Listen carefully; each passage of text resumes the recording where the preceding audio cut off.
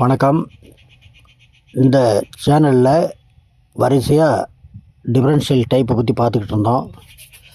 இப்போ இடையில் ஒரு கேப்பு ஒரு 3-4 நாள் பதிவு போடலை. இன்றைக்கி இந்த பதிவில் பார்க்குறது பாருங்கள், படத்தில் பாருங்கள். DVD type. டிவிடி டைப்னால் ஃபுல் ஃபார்ம் வந்து டார்கியூ வெக்டரிங் டிஃபரன்ஷியல் டைப். இது 4 வீலையும்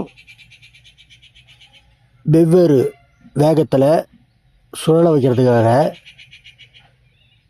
இந்த டிவிடி, அதாவது டார்கியூ வெக்டரிங் டிஃபரன்ஷியல் அமைப்பை உருவாக்கியிருக்காங்க.